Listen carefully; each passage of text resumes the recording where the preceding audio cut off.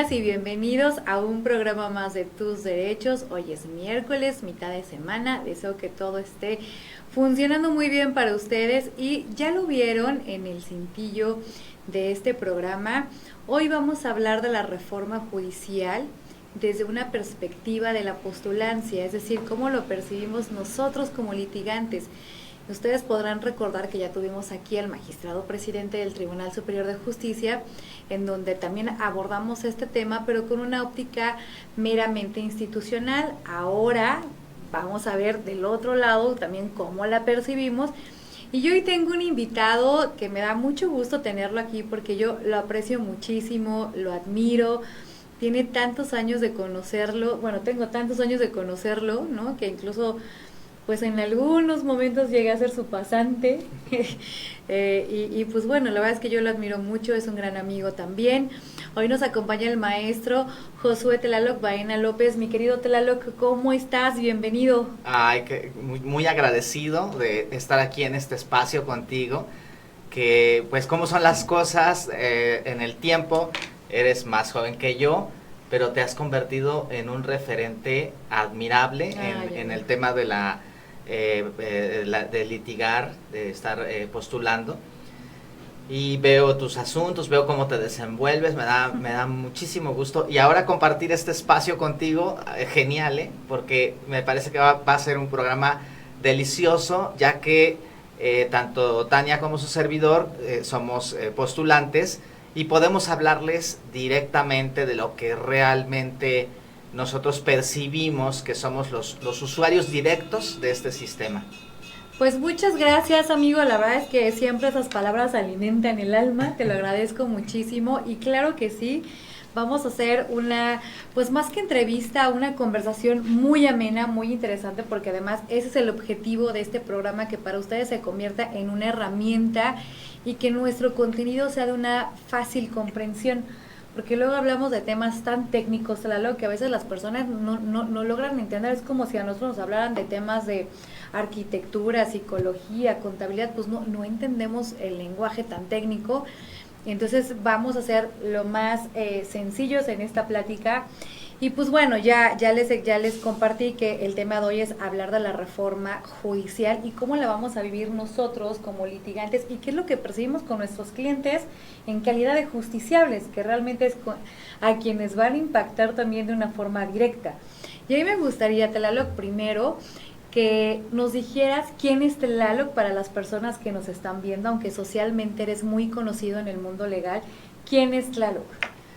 Bueno, una persona que se ha dedicado casi 30 años a llevar juicios, a llevar litigios, resolver casos. Pues he obtenido mis estudios, tanto a nivel licenciatura como a nivel maestría, tanto en el área civil como en el área penal principalmente, pero he tenido la fortuna y es el agrado de litigar en las diferentes áreas que conforman el derecho. Podría decirles que llevo en este momento un récord como de cerca de 1,800 juicios en los que he participado. Y pues bueno, han sido muchas las experiencias, no solamente en el estado de Morelos, en diferentes partes de la República. Y a grosso modo eso es lo que les podría decir. Me agrada en lo personal pues hacer deporte, y a través del tiempo y de la experiencia creo que las cosas sencillas son mejores. Entonces en ese entendido yo coincido contigo, o sea, yo creo que la gente merece tener una información directa, pero en un lenguaje que se pueda comprender, que se pueda entender. Claro, y un tema más humanitario. Yo siempre hablo casi en todos los programas de que las personas deben de tener acceso a una justicia en una versión humana, ¿no? Es correcto. Y pues bueno, ya entrando al tema, mi querido Tlaloc, para las personas que nos están viendo, ¿por qué no nos generas un preámbulo? ¿Qué es la reforma judicial? ¿En qué consiste esta reforma judicial? Sí, básicamente, de forma sencilla, digamos que antes de esta reforma lo que acontecía, lo que sucedía es de que cada estado y a nivel federal se han hecho formas de cómo elegir a los jueces. Los jueces son los que deciden cuando tienes un conflicto, un problema.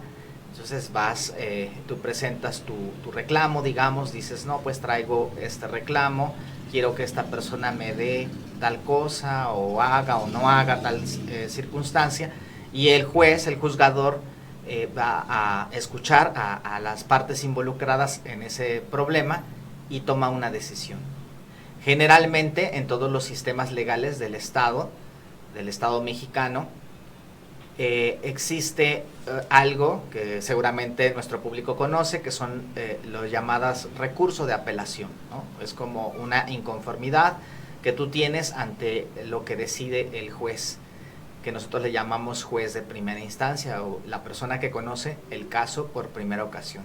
Entonces presentas tu apelación. Generalmente en todos los estados son 3 magistrados que se supone que tienen un nivel de conocimiento y de experiencia mayor al del juez, y además, al ser 3 personas las que analizan el caso de forma colegiada, es decir, por mayoría de votos, deciden si lo que hizo el juez, si lo que decidió el juez es correcto o no, apegado a derecho o apegado a la justicia.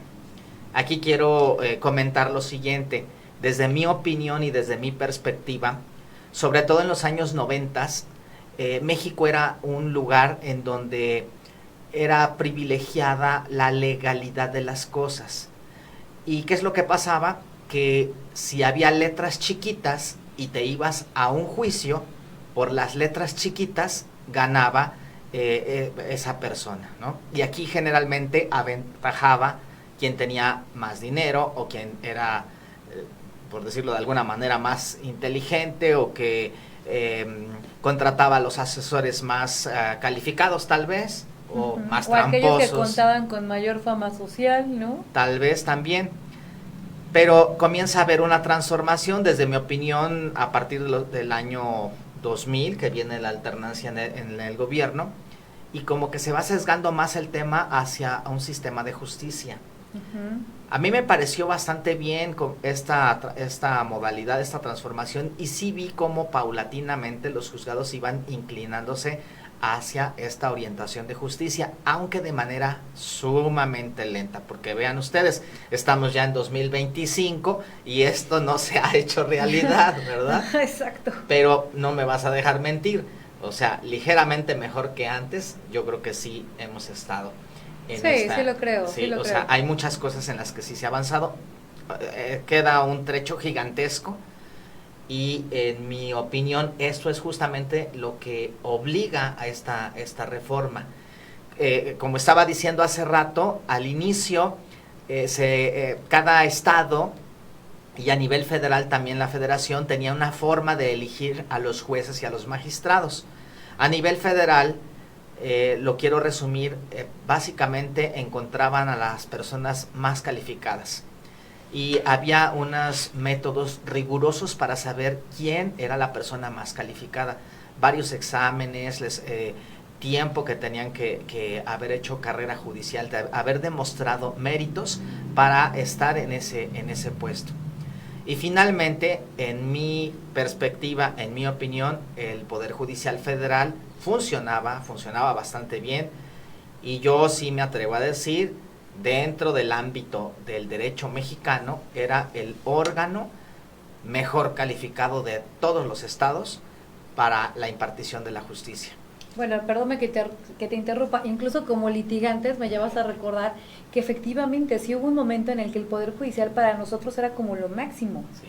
¿No? Y hasta decíamos, ya, que me resuelvan lo que sea el juez de primera instancia, que me resuelvan en segunda instancia, lo que me urge es irme a un amparo para que enderecen todo este tema, ¿no? Es correcto. Y los veíamos como los más inteligentes jurídicamente, por decirlo así. Sí, exactamente. Hubo algunas cosas que la propia ley propiciaba, que generaba que se abusara del amparo, pero por ahí hubo algunas interpretaciones muy inteligentes en ese sentido, que luego se convirtieron en reformas que acotaron el acceso al amparo, y medio se iban equilibrando las cosas. Sí. Ya yo estaba fascinado con las últimas resoluciones que ha habido en torno a temas de derechos humanos. Creo que hemos dado avances impresionantes. Es una de las preocupaciones que ahora tengo. Ahora, ¿quién va a resolver eso? ¿Quién va a pensar eso? Que para allá vamos ahorita a comentar, exactamente, ¿no? Bueno, entonces, en esa medida, pues así se elegían a los jueces y a los magistrados,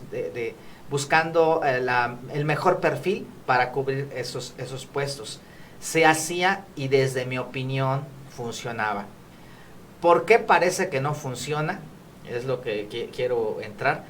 Primero, porque el grueso de los asuntos los resuelve el Poder Judicial estatal, es decir, cada estado tiene su Poder Judicial y es quien se hace cargo de ir resolviendo las cosas. El Poder Judicial estatal, al menos aquí en Morelos, sí deja mucho que desear, hace falta muchas cuestiones. Hay gente muy valiosa y muy trabajadora y muy lista, pero pienso que hay como una herencia de una forma de pensar. Si me permites comentar adelante. En este sentido, miren, por ejemplo, anteayer me notificaron una sentencia de un caso en donde dos personas están peleando un inmueble, así, de pronto, ¿no? Pero entonces la juez de este caso resuelve que no ha lugar a que la persona que está pidiendo justicia, que no le puede dar la justicia de respetar su casa, porque las medidas y colindancias del inmueble no están perfectamente exactas. Okay. Y un poquito técnico, sí hay elementos probatorios que demuestran que es el mismo inmueble. Tan es así que van y hacen una inspección. O sea, la identidad está. Sí. Ay, que no sé qué de qué inmueble me hablas. Las dos partes. Variaciones. Las dos, okay. O sea, el actor y el demandado identifican el inmueble. Los dos dicen, sí, este es el inmueble, aunque tenga medidas y colindancias distintas, aunque aparezca así, y hay un dictamen pericial que también dice que es el mismo inmueble, ajá, ¿no? Pero el juez resuelve este tecnicismo y deja de hacer justicia. Entonces, este tipo de cosas son las que, desde mi opinión, han generado el hartazgo, y es lo que hace súper lenta el tema de la justicia. ¿Por qué? Porque ahora tenemos que irnos a la apelación, porque luego hay que irse al amparo. Y por eso los justiciables de pronto dicen, no, aquí voy a juicio, son bien tardados, solo voy a gastar dinero. O sea, le pierden la fe, le pierden la creencia al sistema judicial. Sí, y ese retraso del que hablas tiene mucho que ver con una forma de pensar en donde pretenden cuidar los derechos humanos, y entonces van haciendo una serie de órdenes, digamos, en donde cuidan según los derechos humanos, pero descuidan completamente el derecho de quien quiere acceder al tema de la justicia. Uh-huh. Y creo que si hubiera un criterio un poco más orientado, un poco más modulado, se podrían cuidar los derechos humanos, lo cual es importante, y al mismo tiempo hacer ágil el proceso, a tornarlo en algo mucho más ágil. Pero la tendencia general es a ir hacia los tecnicismos, hacia lo rebuscado, hacia, ¿no?, como 5 hojas tamaño oficio escritas, que los artículos tales y cuales, y que no sé qué, y que la convención y que no sé cuánto, y al último te resumen en 2 líneas. Vamos a repetir todo el juicio porque se nos olvidó en un principio. Ay, terrible eso. Notificar algo que aparte ya está superado, ¿no? Entonces, este tipo de cosas son las que han vuelto la justicia sumamente inaccesible, difícil, tortuosa, complicada, y por eso me parece que cupo la reforma así como se propuso, que me parece que hubiera estado genial en los estados de la República y no en el Poder Judicial Federal. Exacto. Pero además tampoco así como está planteada. En mi opinión, creo que esta forma metodológica de elegir a los jueces sería genial si se combina con el tema de la elección. ¿Por qué? Porque aquí, por ejemplo, en los estados, es como yo soy el titular, el poderoso, o pertenezco al grupo de los que están en el poder, yo decido quién está de juez o de jueza. Entonces ese juez, esa jueza, pues prácticamente la pongo yo, que pertenezco a esa élite. Y ¿qué es lo que pasa? Que ese juez o esa jueza, al momento que le llaman de arriba, ¿no? Entonces tiene que tomar decisiones de esa forma. Vamos a suponer que hablemos de un tema institucional, ¿no? Entonces es como todos los jueces tienen que cuidar la garantía de audiencia, es decir, que las personas sí sean oídas realmente en los juicios aquí en México. Y entonces eso, nada más para que encuentres a la persona, para que realmente se notifique, para que, etcétera, ya eso te hace un juicio súper complicado. Claro. Tal vez si hubiera una autonomía donde el juez diga, pues no me importa lo que diga la institución, o sea, yo tengo este pensamiento, estoy viendo que a nivel mundial, que a nivel global, la tendencia es a la desformalización. Estoy viendo que en otros países, en los países industrializados, en los países avanzados, les notifican por correo, es más, por correo electrónico, y así surte efectos la notificación. O sea, sí. Entonces yo como juez autónomo, con esta visión, con esta inteligencia, entonces yo digo que se haga la justicia de esta manera, y eso nos podría apoyar mucho. Pero ¿cómo puedes hacer que un juez realmente tenga autonomía? Pues que no lo elija el superior. Sí, claro, que lo elija el pueblo, pero que elija el pueblo, yo me atrevo a decir, a los 3 mejores, ¿no?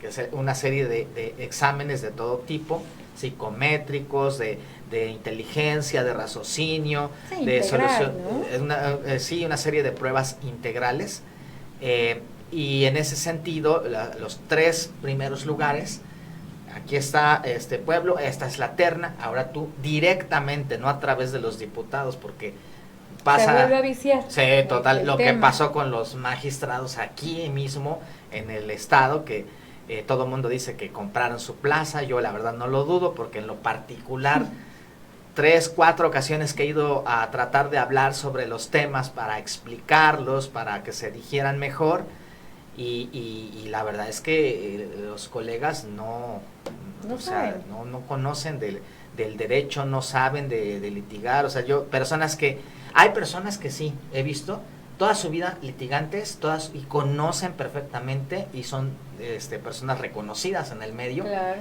que la verdad me da mucho gusto que hayan accedido a ese escaño, pero personas que jamás en la vida se habían parado en un juzgado, que no tienen ni idea de qué se trata, y entonces, ¿qué es lo que pasa?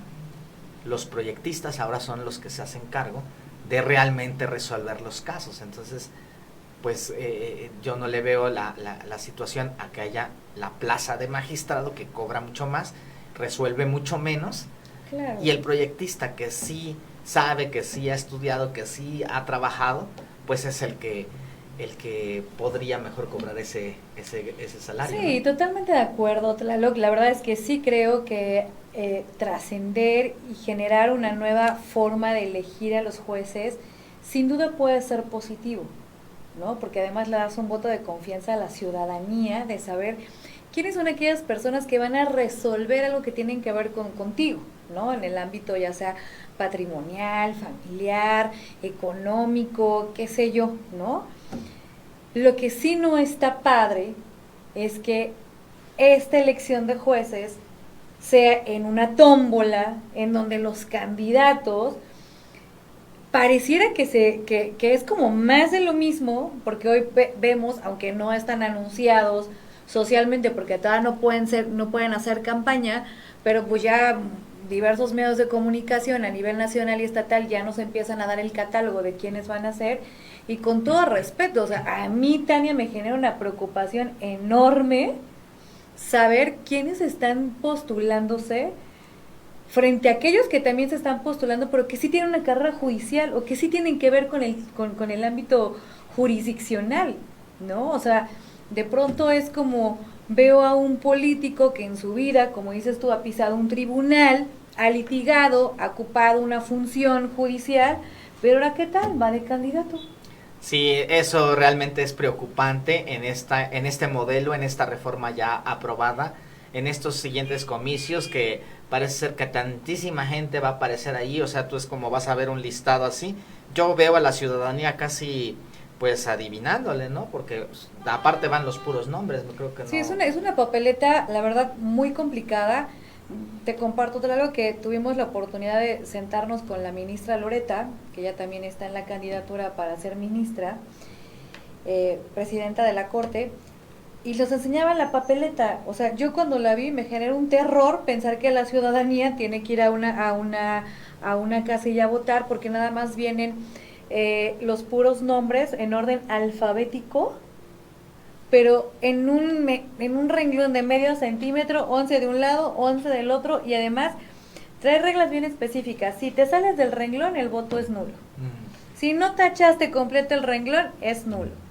O sea, un tema muy complicado, pero además, a ver, en un tema real, si a veces nosotros como litigantes no conocemos a todos los jueces. Sí, es correcto. Ya quiero ver que mi vecino, por ejemplo, vaya a votar y diga, pues, ¿quién es Juan Pérez Gómez?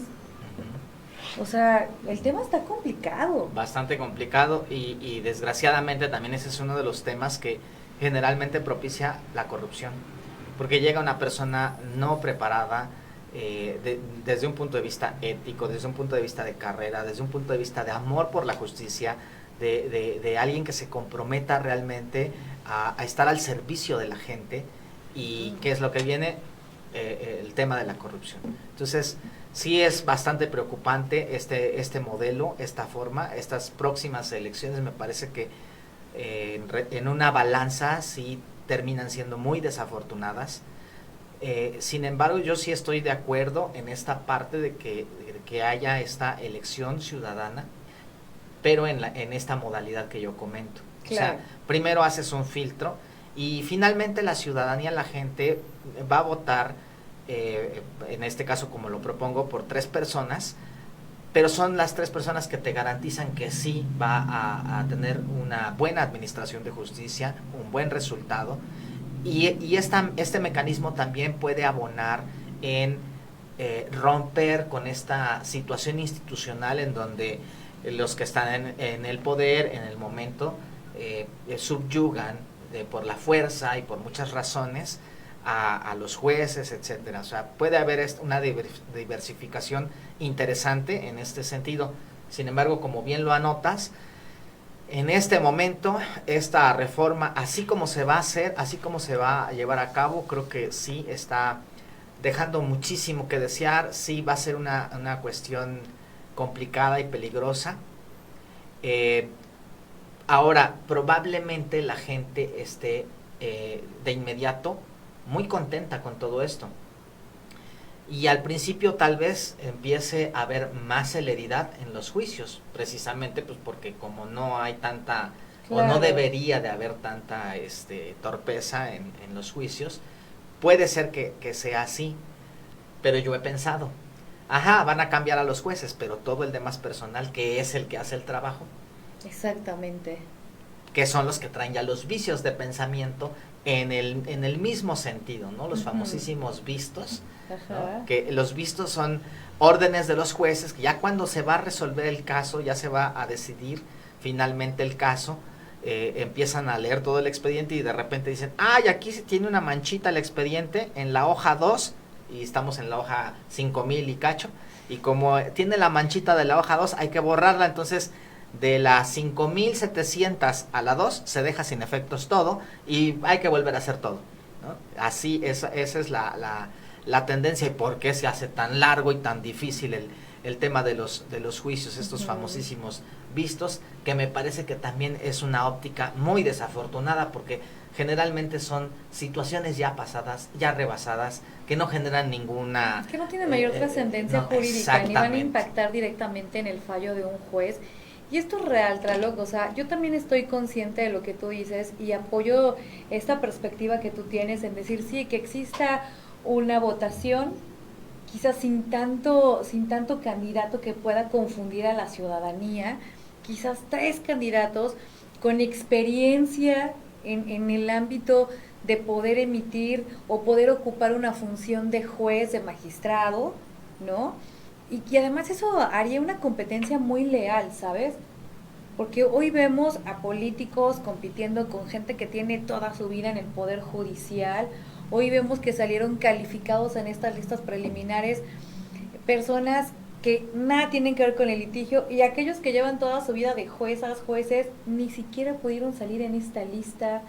O sea, también es como una violencia desde mi perspectiva institucional. ¿Cómo le explicas a los jueces que obviamente pues que cada quien, perdón, cuando entras al Poder Judicial, pues persigues ocupar el puesto más alto, que es un magistrado? ¿Cómo le explicas ahora a los jueces que ese sueño ya se rompió, porque ahora tienen que meterse una tómbola en la que tienen que competir con el candidato o con el hijo del político o con alguien que no tiene nada que ver con el ámbito jurisdiccional? Me parece grave el tema, ¿eh? Sí, fíjate que... Y ojalá que la ciudadanía se pueda hacer cargo del tema. Ahorita que hablabas de esta capacidad de los jueces, yo debo reconocer a la juez Sandra Gaeta, que ya entiendo que ahorita está en Jutepec, que socialmente es muy conocida esta juez por ser creativa jurídicamente, que desformaliza, ¿no?, a veces los procedimientos con puro catálogo de derechos humanos. Y qué lamentable ver la semana pasada una lona fuera del tribunal tachándola de corrupta solo porque no da la razón. Y platicando con aquellas personas que estaban manifestando, me quedé aún más preocupada porque dicen, es que urge la reforma judicial, urge porque entonces nosotros vamos a escoger, y piensan que la ciudadanía alguna, que van a ser los jueces a su modo. Sí, es correcto. Y que puede pasar, o sea, sí, puede pasar. Sí, bueno, hay una situación sociológica muy complicada. Terrible. Nuestro pueblo mexicano y algunos latinos sobre todo, tenemos como esa tendencia de nunca ser culpables, de nunca haber cometido como una situación desafortunada, o si debes un dinero y te lo están cobrando, no pagarlo, cosas claro, así. O sea, todo el mundo quiere ganar en los juicios, generalmente. Entonces, efectivamente la ciudadanía, no sé exactamente como cuál sea la visión que tenga con relación a los jueces. Mi perspectiva como litigante es que la gente lo que quiere es que sea rápido.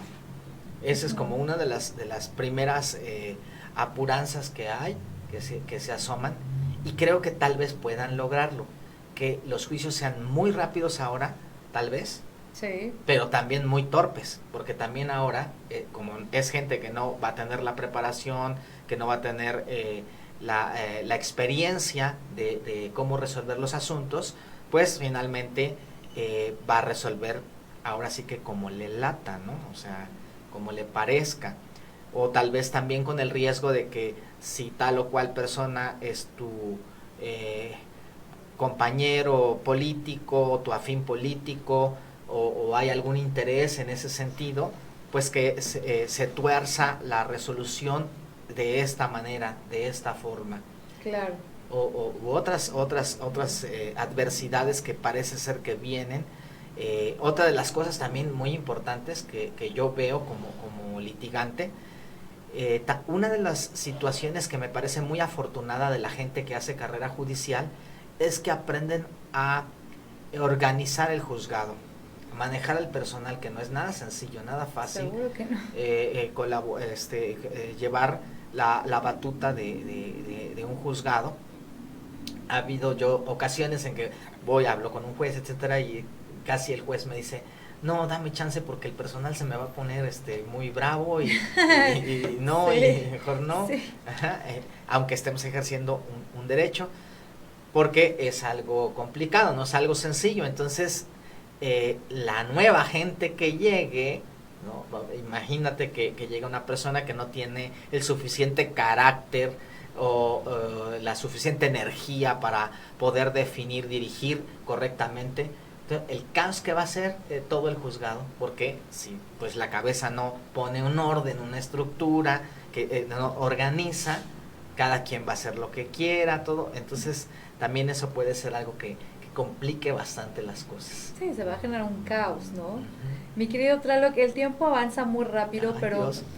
Sí, pero a mí me gustaría, desde tu perspectiva como litigante, como la acabas de referir, ¿qué le dirías a la ciudadanía que nos está viendo, que va a tener que salir a votar en relación a cómo emitir ese voto, el por qué tiene que salir a votar, ¿no? ¿Qué le dirías? Bueno, yo lo que me atrevería a decirles es que procuren un voto razonado, es decir, procuren investigar los perfiles de la gente que se está lanzando y pues probablemente sea algo que aminore un poquito este impacto, sí, porque sí es algo muy importante lo que se está haciendo, el tema de la justicia y básicamente el gobierno actual a lo que le apostó es a un experimento salido de sus entrañas, desde mi opinión, y que es bastante riesgoso porque no es nada más nuestra hegemonía como sociedad o como personas, sino también la garantía que tenemos de ser un país en donde se puede invertir, un país que tiene una economía sólida, un país de gente cálida, un país de libertades.